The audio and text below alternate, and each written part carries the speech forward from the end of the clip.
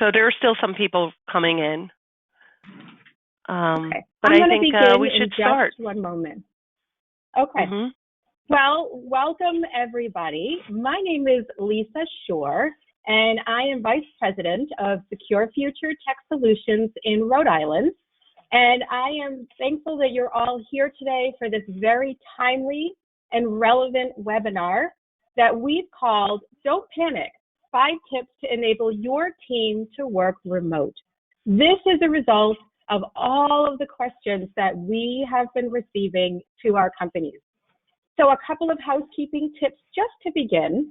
Number 1, we are going to hold questions until the end. Everybody is muted on this call, but on the control panel on the right-hand side of your screen, there's a box that says questions. So please, as they come up throughout the workshop, put your questions in there. Number 2, please have a pen and paper ready. There's going to be so much information shared with this panel of experts that I've gathered today that there's something might come up, a new technology, a new idea. I want you to just be able to have that, write it down quickly and put the question in the queue, or if you don't get your question answered during this webinar, you'll definitely want to call your IT provider later. So as you see, we are called Strengths in Numbers. I am proud of this panel of IT business owners from across the country, and we've all gathered today to talk to you about all of the current trends on working remotely, some of the questions that you guys have been asking us that we want to make sure that we address for all of you. So you guys know the stats. I don't have to share that with you, but what this slide is here to represent, and I think this is the first thing to put pen to paper on, is the word mindset. We need to make a mindset shift from requiring to have a traditional office to having the ability to work remotely. We want to be able to be flexible with our workforce because yes, we're dealing with COVID right now, but what if there's, heaven forbid, there's a crisis in the future? We really want to have a mindset shift and have that ability to work remotely. So now I'm going to turn it over to our panelists. We're going to start with Rob, and then the rest of the slides will be for panelists. So please remember to put questions in the queue as they arise. Well, thank you, everybody. We find ourselves right now in kind of very uncertain and scary times. Our teams and ourselves, for that matter, we all have different challenges, different situations that we're having to deal with. And I think we as leaders have an opportunity here to be a steadying force, to be a support for our teams. How best can we do this? I think first off, we need to be relatable. Let's be human, let's be vulnerable. Empathize with our folks, listen to your teams, really hear their fears and concerns. Let's be consistent in our communications. In fact, I would say at this point, let's over-communicate. Right now, people are feeling isolated, they're off balance, feeling discombobulated. Over-communication allows us to bridge that gap right now. Lastly, I'd say let's be flexible and let's be creative. Let's try new ways of relating and creating these bonds.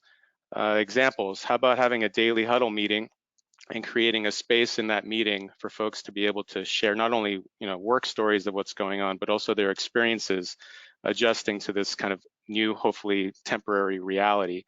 What's on their minds? What's their struggles? How can leadership help and support? Another thing that just lighten things up a little bit. One of our team members sent a suggestion to me the other day. He found a LinkedIn post with an idea for our weekly team meeting that we're going to start trying tomorrow. Basically, it's headgear day. So basically, showing up with funny hats and stuff, just to kind of lighten the mood a little bit. At this point, we're all outside our comfort zones. Leaders at this point, we can step up and we can be that beacon for our teams. And I would add to that the verbal communication. I think it's really important that you call each other over the phone rather than texting or chatting. I think everybody's feeling, like Rob said, feeling a little bit lonely. So pick up the phone and make a call, or better yet, make a Teams call to each other so you can see each other and communicate that way. A little tip about Teams, by the way, there's a blur setting there, so you can blur your background. If you're working from a messy office or your laundry room, if you're using Teams, you can blur that background and just look a little bit more professional. You also want to be in a very quiet space if you can. You can read what we have here on the screen. Maybe put a sign on your door for your teenagers when you're in a conference so that they don't know not to interrupt you. I spoke about the background. Try to make it look professional. If you can, use that blur function. Dress like you're going to the office. You never know who you're going to be making a video call to. So, you know, you want to make sure that you're out there looking professional like you normally do. Your camera, like is in the slide here, should be aligned correctly so that you're looking right at the camera. And lastly, communication. Speak in a clear voice, be friendly, and that's a great way to, you know, instill confidence in everybody, because it is a little bit of an unsettling time right now.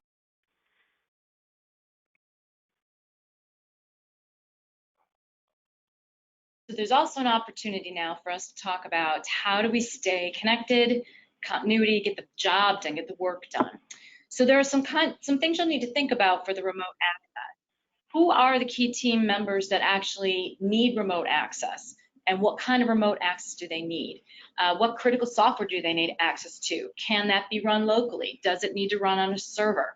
Is it something that's a cloud function that they can get to no matter where they are? Are there security concerns getting to that software? Think through, take out a piece of paper, bring up a Word document, whatever you need to do. What do we need right now to get the job done, to get the work performed? Do we need to be able to print? How will the team communicate? For us, we like Slack. Teams is another one that's really, really popular, and we'll talk about that in a moment. But knowing ahead of time, letting everyone know what the guidelines are, will help everybody feel comfortable, know what to expect. Get them to weigh in. Do they have a preference? That would be good to know. And then make the decision, roll it out, let everyone know what to expect. Know what the software is that you need to get to and who needs it. I'd like to add to that, you know, if for some reason you don't have any physical access to your office, which is happening for some people, make sure you set the mail forwarding to a specific team member, get them a scanner so they can scan it and then email out that mail to the team. We'll talk later about VoIP phones. Many people still have traditional on-premise phones, so they're not able to hit the office phones at their home. So Tim will talk about VoIP later on and how that allows the office to continue functioning and receiving calls.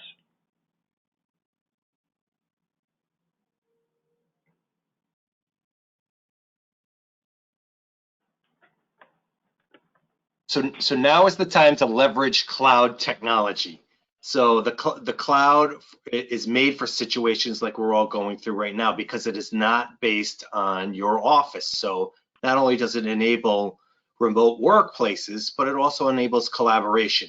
So for many of us, many of our clients are on Microsoft Office 365, which is an amazing tool for a variety of reasons.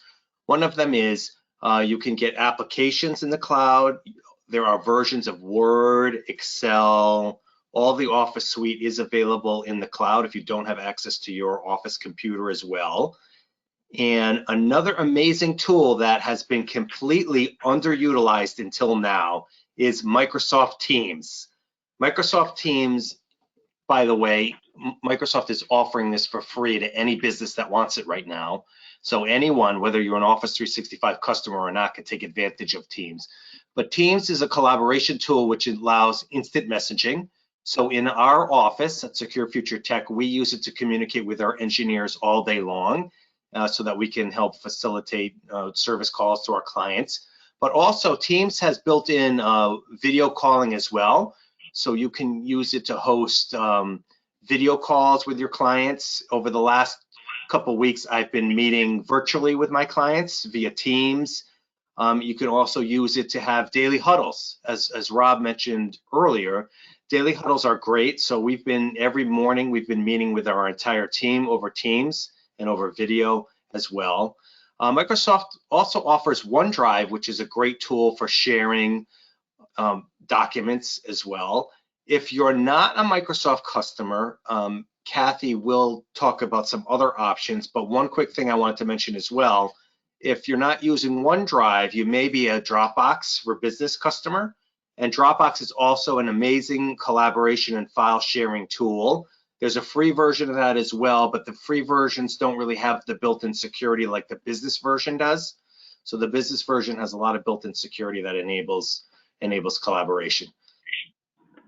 So I know that I've found a couple clients who are on Office 365 have access to OneDrive and they're actually using Dropbox. So this might be an opportunity to play with OneDrive if you already have it available. As Eric was just saying, Dropbox is a great tool. So if you've had a server and you usually share your documents that way, and now you find yourself in this odd situation, you could use the free version of Dropbox for this temporary situation to share documents. Just make sure they're not ones that have passwords or other critical data in them, unless you bump up to the business one, as Eric mentioned. For our team, we love Slack. You don't need to be an Office 365 shop to do that. Slack also has a free version.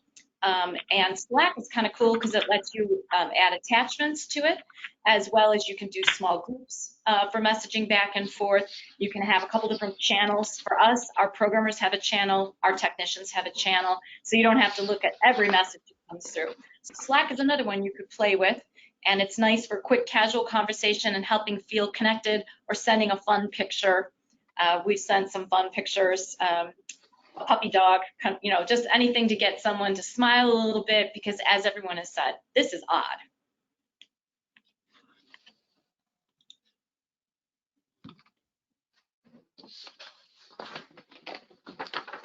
So my name is Tim Ricketts, and I want to talk to you just for a moment about VoIP systems. And for those of you that do have a VoIP system, it can be as easy as taking the VoIP system from your office to the home and plugging it into a router, and it will work just the same way that it does if you're sitting in the office. So that's one of the real nice features. Many of the VoIP systems also have an app that you can download on your mobile phone.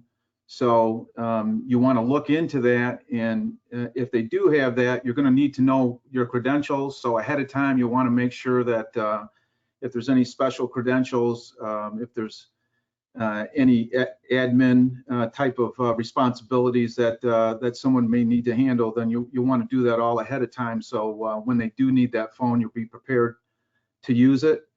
You also want to make sure that if you are using an app, that they know how to use the various functions in the app. If a call comes in, how can they transfer it to an associate? How can they transfer the call to somebody that's at a customer site? You know, whatever it may be.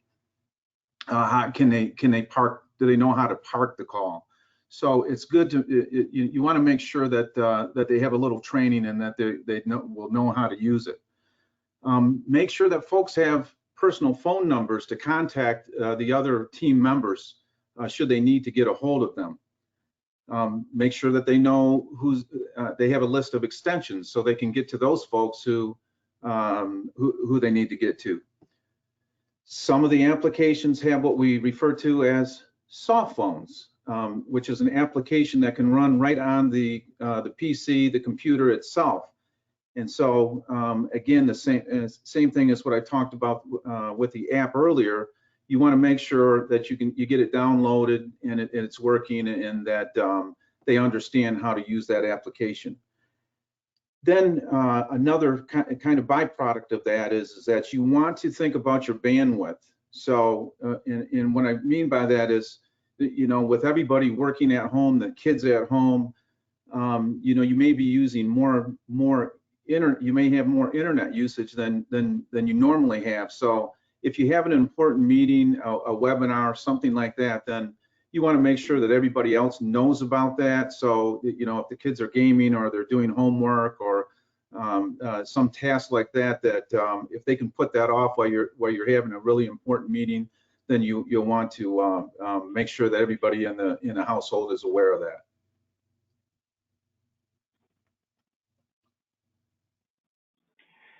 So everyone is now, at least here in New York State, the governor just mandated today 75% of the workforce to work from home. In other parts of the country, it's shelter in place.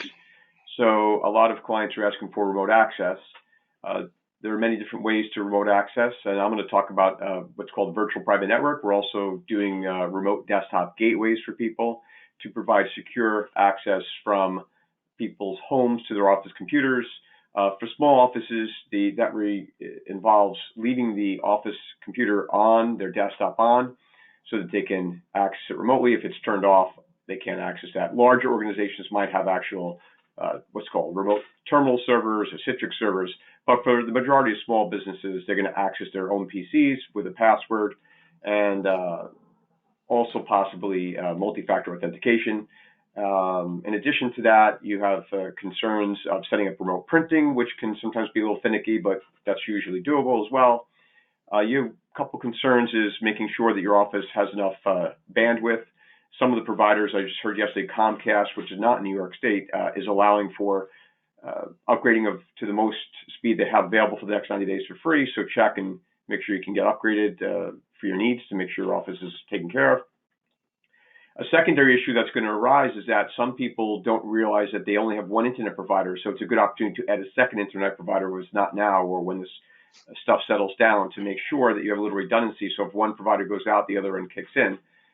That's good, not just for this situation, but any kind of situation for that. And another thing to be aware of is when you're working remotely, if your wireless connection at home is not very good, you're going to get disconnected from your connection. So make sure if you plug into your router, would be great.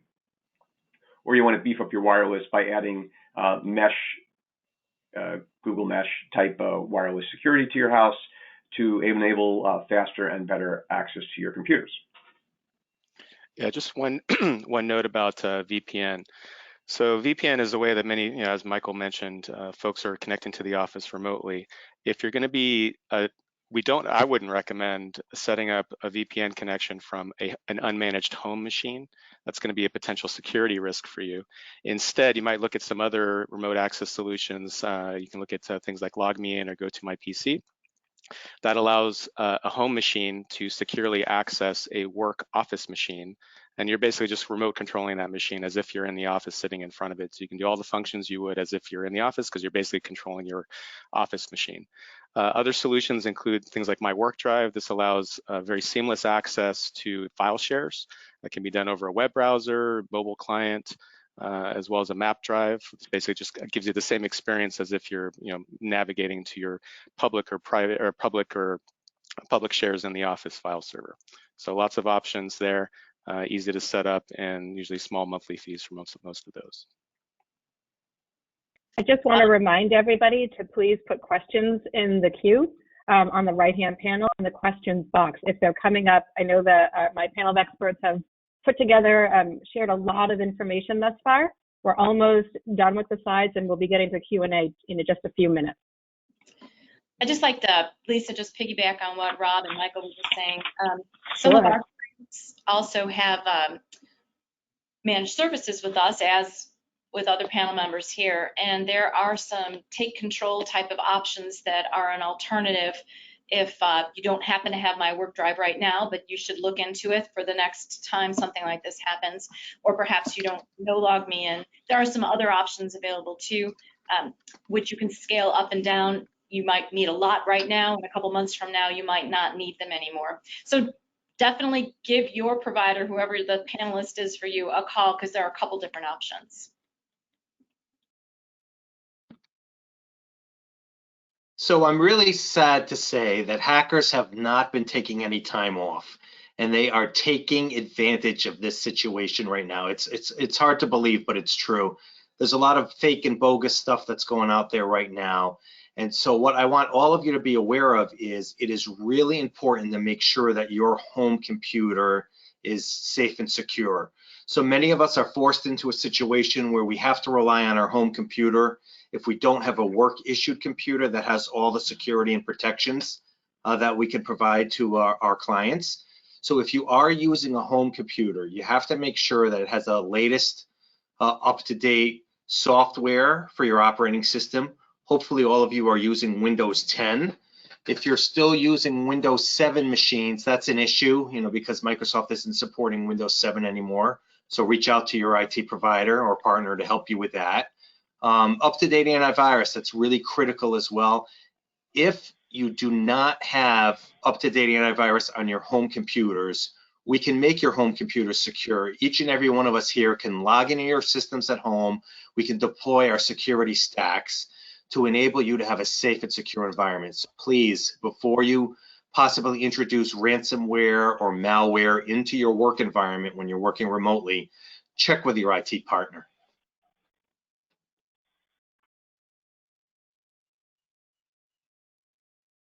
Definitely can't say enough about that. To kind of piggyback on our hacker friends, unfortunately, and I know we sent a blast out last week to our clients, they're taking advantage of us with the social engineering that we've all been talking about as well. They are sending emails that basically say, here's the latest news article, click here. But what they're really doing is redirecting you to somewhere else. They're trying to get some general information from you, or perhaps whatever you're going to click on is going to actually release some malware onto the machine you're on. So all the rules that have been applying all along, do not click these links. Don't take the bait. Yes, you're curious, but don't click these attachments. If you want to go get the news, go open a fresh browser and go put in your favorite news company that you like to follow and get your info there. Don't click these links on these emails. Here's the other one that they do. They have a cure, or buy the security masks, or do this or buy that, and they're trying to get you to send them money. Don't take the bait on this stuff. Nothing is free. Nothing is that easy. This is a difficult time. Many of you won't let a salesperson past your receptionist. You need to be very cautious here. Naivety is not a virtue when it comes to these, so be careful. And I had and just to that. Okay, sorry, you go. Sorry. Oh, I'm sorry. I just wanted to add that I heard on NPR the other day that over the last week, they're saying that 50% of all the corona-related domains that are being registered are actually more than likely bogus domains being registered by somebody in Russia, and they're all set up to try to get you to click a link and make it look legit. So if you don't recognize the source, don't click it. And like Kathy said, go check your regular news source, your trusted news source. Be vigilant out there. To add upon that, I would say that many of us are going to use Google to search, coronavirus updates, things like that. And that goes to what Sandra was saying. Use the normal source you use, whether it's CNN or MSNBC. Don't just use normal Google search in this case, because there are hackers out there doing that, as well as I think Facebook is fighting many people that are putting up fake postings, and just be careful what you click on there too. Agreed. So now I'd like to open it up to questions. I'm sure many of you have questions that have come up. We've shared so much information. So Sandra, I'd like for you to kick us off. And what questions do you see in the queue? So I see one question here. Could you please provide access to or send us a copy of all the slides? That came from Ronald. We're going to be posting this webinar on LinkedIn. I'm posting it on my YouTube channel. I'm sure everybody else will be posting it as well. So you will have access to this entire webinar. Let's see. Lisa, I don't know if you can see the questions as well.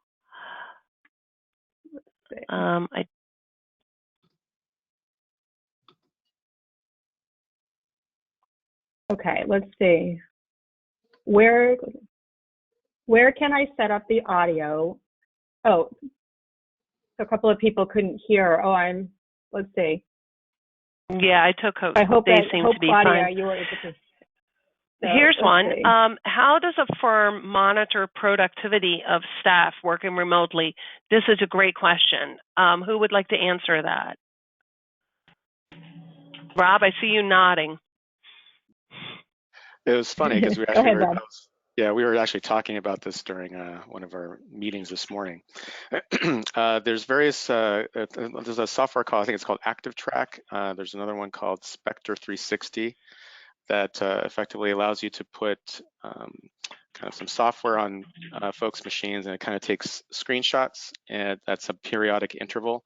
And effectively, you can kind of play back what that particular person is doing during the course of a day. It's used for, folks that are, if you want to be able to monitor what folks are doing during the course of a day, those are some applications that you can look at that allow that. And a lot, I think it's all admissible, I believe, for folks if you want to go ahead and if there's any kind of disciplinary thing that you want to do, that also can help in those cases as well. And it gives you, social media usage statistics, say, are they doing a bunch of downloads that they shouldn't be doing, things like that. So it's a kind of employee monitoring software that might be helpful for you. I guess I would I can just. Oh, I'm sorry. Go ahead, Kathy. Nope. Kathy, it's all you. Okay. I guess I would also add, back to Rob's original slide at the beginning of this communication thing, but just let them know up front, hey, you're not used to working from home. It can be distracting. And sometimes it feels like there's no end to it because you never leave and come back. I would say just be upfront and set some expectations.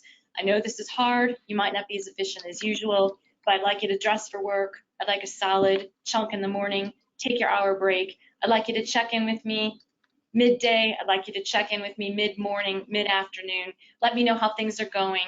Or proactively, you give them a call, or you send a little Slack or message. Hey, how's it going? How far did you get? You're going to need to be vigilant because they're going to be distracted. Children can't go to work at school. Other people might be home that can't go to work, perhaps a spouse or another person in the household.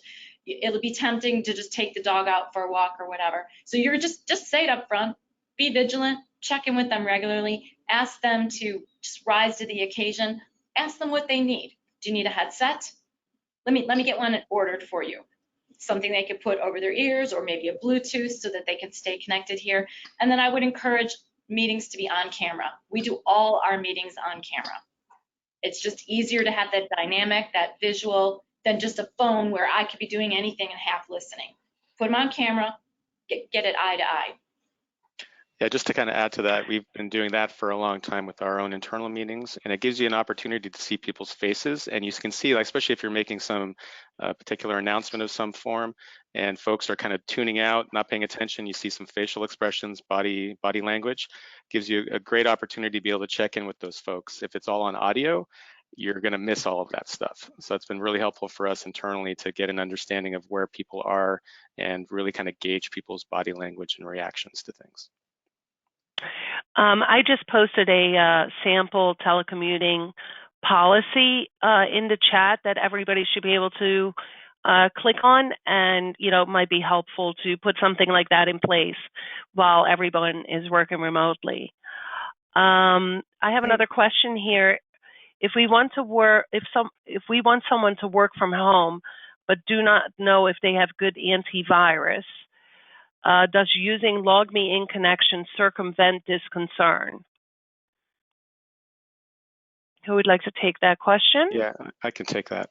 So with LogMeIn, effectively what's going on is that you're putting a piece of software on the office machine, separately the home machine.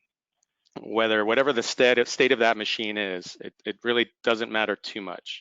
The main thing is that home machine is going to go to logmein.com. You're going to log in with a username and a password. Ideally, you're setting up two-factor authentication, so your password, and then your phone is going to get a text or a little app notification, and then you're in. Once you're in, you see your PC there, and you're going to go ahead and connect to it and log in as if you were in the office. What is on that home machine, though, the state of that is less important because you've connected in a secure manner through the LogMeIn system, and you're controlling that remote machine. So antivirus not so important within the LogMeIn framework. It is very important, however, within the VPN type of scenario. If you have a VPN connection and you have that on your home machine and you do not have good antivirus on there, if you get ransomware infection, that VPN connection has direct access to your office network, and you run the possibility and the risk of getting ransomware across your entire infrastructure. So be very careful with that scenario. We don't recommend that. Yeah, I think an analogy might be a VPN is like plugging in, and LogMeIn is more like a glass safety window. You can see, but you can't get through. So if you kind of think of it that way, that's why we really recommend some of those products. And for our clients, many of them are in a private cloud hosting situation. And again, if you're launching RDP, putting in your credentials, the state of the local machine is no longer a factor because you're creating that window to the hosted server. So it is important that you get clarity on that. Those are a couple scenarios. That was great, Rob, and if there's more questions than that, get with one of us and we'll dial in what you actually have and see what you need. Okay, great. Thank you both. I have another question. Is OneDrive a good way to share secure files among multiple users? Is there a way one user can update the master document and update the file in OneDrive for all users? Yeah, I can take that one, Sandra.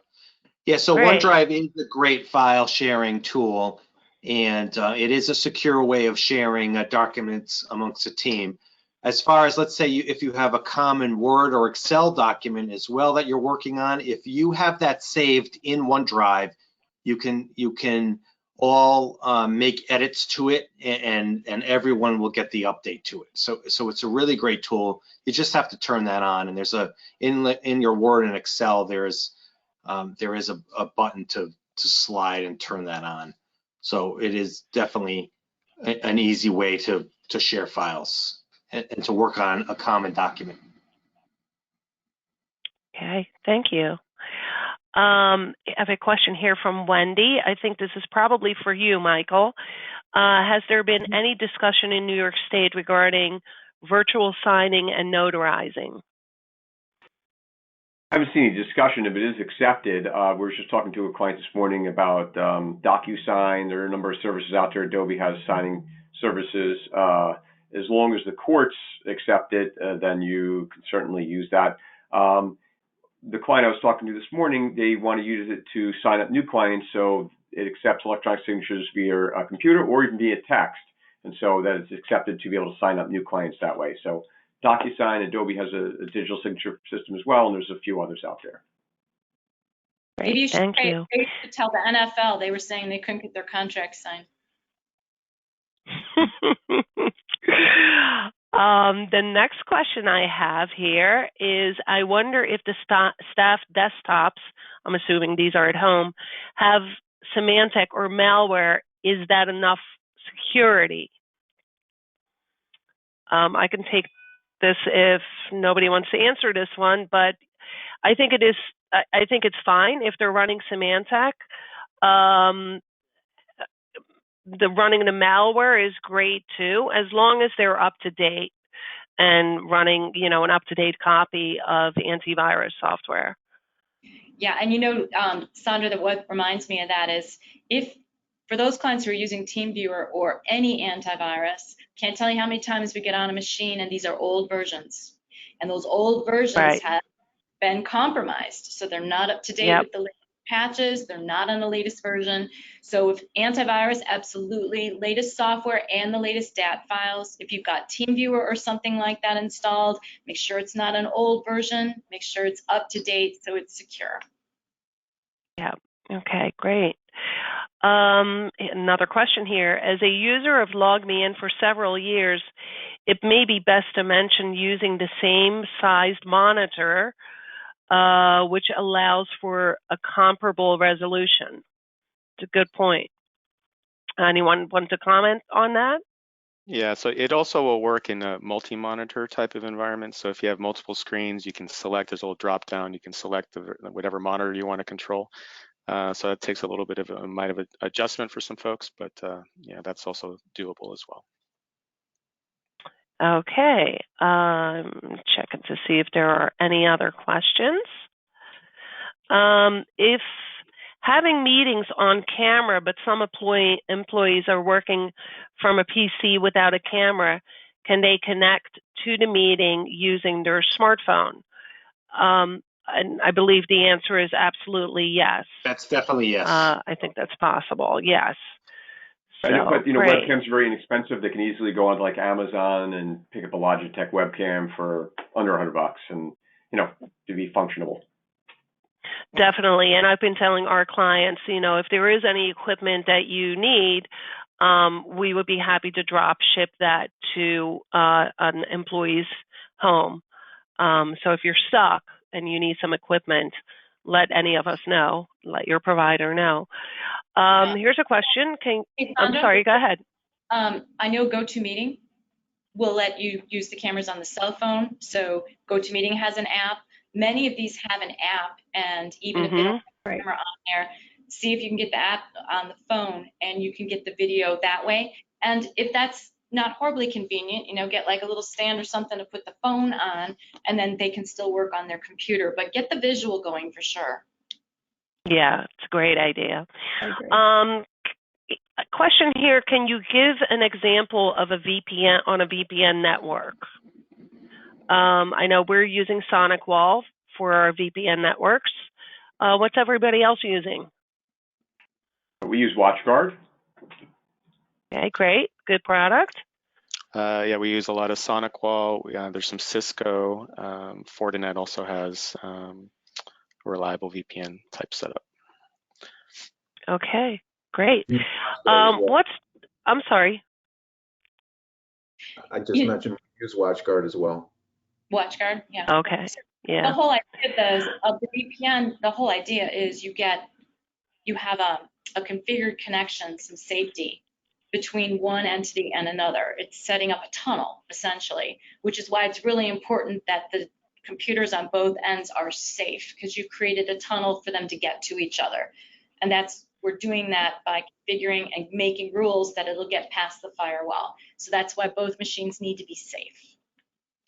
Yeah, I think one last point too is also kind of depends on what kind of data you're trying to get to. So if you're trying to get to file shares or just documents, My Work Drive is a great solution for that. If you're trying to get to an application that you need to run, like say you have an internal ERP system, in that case, you might have to use the VPN in order to get access, because you have to be on the internal network in order to access those particular files. That's another option where like LogMeIn or GoToMyPC also will fit the bill, because that allows you to remote control to that Office machine and get access to the internal app. So that's just one kind of caveat depending on the use case. Yeah, and you know what, I'm so glad you said that, Rob, because for our clients and anyone using Sage 100 Contractor in the construction world, you cannot run that program over a VPN. You cannot. It will be incredibly slow and you will corrupt the data. You do need a different solution to run Sage 100 Contractor. You do not run it over a VPN. Very and similar. That also goes for QuickBooks as well. QuickBooks will not run over VPN and can get very easily corrupted. That's why LogMeIn or a secure remote desktop connection through a VPN is a good way to use some applications like QuickBooks. Okay, our next question, what is the difference between iDrive and OneDrive? Who would like to take that?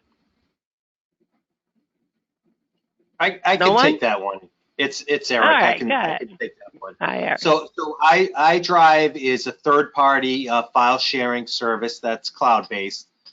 You pay for that. I am familiar with it. And then OneDrive is very similar. If you're an Office 365 customer, you already have access to OneDrive, so that may be a better option. But if you're already using iDrive, then and it works for you, then I would stick with that. Great, thank you. Is GoToMyPC just as safe as LogMeIn as far as safety from malware?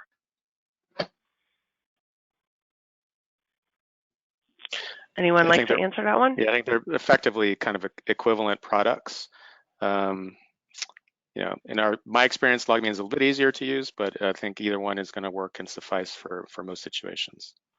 And we would also LogMeIn if we're talking about file size and what kind of control you need to have. You might need to bump it up to LogMeIn. It depends on what you really need to accomplish and the size of the files you might need to move. Good point. The next question I have here is there a way to limit what team members can see on the OneDrive? For example, can we keep some documents private? Any takers on that one? Yeah, there is a way to do that. Yes. Yeah, I can answer that, Sandra. So there's two versions of OneDrive. So there's the personal individual OneDrive, which if you have private documents that you don't want to share, you can keep those particular documents on the personal OneDrive. And then there's the business OneDrive. It can also, depending on your environment, it can be set up to use SharePoint. That's stuff that's shared amongst teams. But with that being said, we can create folders inside of SharePoint or OneDrive to only allow access to certain people. So let's say you have an accounting folder and you want to restrict access to your bookkeeper and your CFO, you can do that. It's very flexible. The security is very flexible. So whatever kind of security or permissions that you need to set up, you can accomplish that. Okay, thank you. I think this is more a tip than a question. If you have a smart TV, you can hook up using an HDMI cable. I guess that is instead of or in addition to using a monitor, which is a great idea. The next question, if we are working in the cloud, do we still have to worry about the employee's antivirus on the home computer? I think we answered that one. So we will. You should be worried about it. Yeah, we're glad you're worried about things like that. Here's a question. Having several locations, we use an IPS phone system, which allows all calls to be handled in any office. The phone rings in New York, it rings in South Carolina as well, and it works very well. Yeah, so my company, we've been remote. We've never had an office. We've always been a remote office since 1996. So we're currently using Vonage. There were some other companies out there, and they're fantastic because you can forward your phones anywhere, to a cell phone, to a home phone, to an IP phone that you bring home, which is what Tim talked about earlier. There's some great phone companies out there, some really good solutions. Is remote desktop as good as LogMeIn as GoToMeIn my PC? I think we kind of answered that one. Rob, you want to? Yeah, I think there's a couple caveats here. You need to be very careful if you're using remote desktop. If that is as an entryway that a lot of hackers are getting into systems.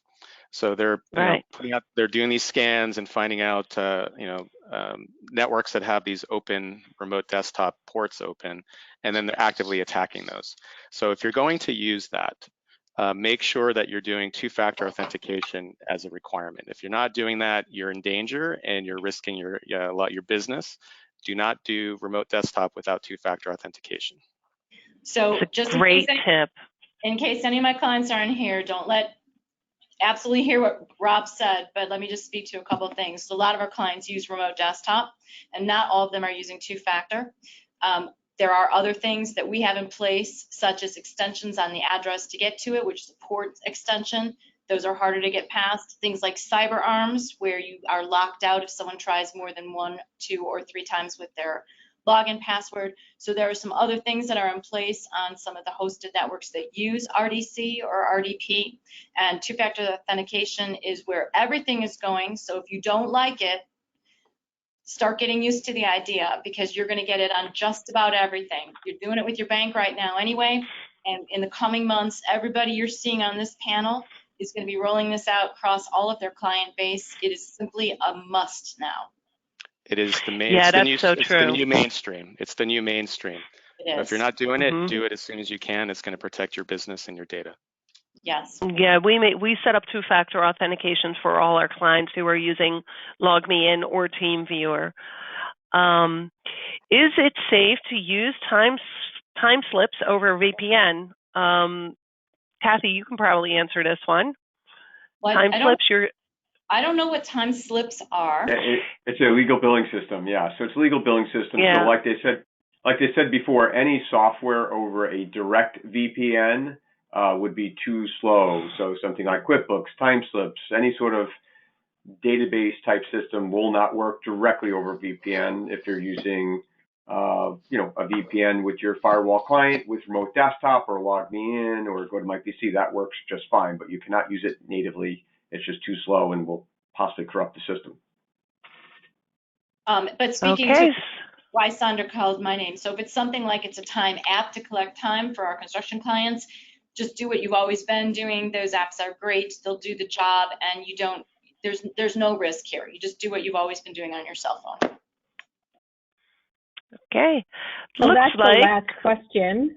Yeah, I think that's the last question, Sandra, that we see in the queue here. Are there any other questions that we can answer for you? Please put them in the chat now or in the question section, and we'll be happy to answer them.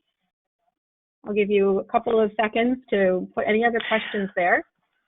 I do see one. Okay, Is Sandra. there a particular web fax that you recommend? So I know that some of the phone systems will include an app to fax. I know that there was a company called GreenFax, but that was years ago. I don't know if they're still around. Anyone else have any? Yeah, there's eFax. eFax. Yeah, used eFax before. You know, all of our clients that subscribe to an Nextiva for VoIP, they automatically get an eFax as well. So a lot of your cloud phone providers will, that's just included as part of the bundle. Right. Yeah, I know Vonage does as well, which is what we use. So Lisa, I think those are all the questions. Yep, and then when Wendy Lazarus says that eFax works well, so that's a nice benefit there. You get a little testimonial right online here, so for everybody. So I want to thank everybody for joining us today. I truly hope we answered many of the questions that you have. I know our phones between all of us here on the line have been ringing off the hook with questions on how to work remote, what's secure, what's not secure, all of the different questions, and that we tried to put it into this presentation. We may not have answered everything for you, so I please encourage you to call each one of your IT providers, and I want to personally thank Sandra Lorino in Pennsylvania from Parallel Edge, Kathy Wendt from Syscon in Illinois. I want to thank Tim Ricketts in Michigan from T. Daniels Consulting, Michael Glasser from Glasser Tech in New York, Rob Schenk from Intivix in San Francisco, and then Eric Shore and myself, Lisa Shore, from Secure Future Tech Solutions in Rhode Island. We are happy to continue our conversation offline. If you have any other questions, please do let us know. We're here to support you, to be with you, to help guide you, to listen to you vent. Whatever you need, we are here for you. And we wish you health, strength, and productivity during this very uncertain time. Thank you so much for joining us today. Thank you. Bye-bye. Bye, everybody. You. Bye-bye now.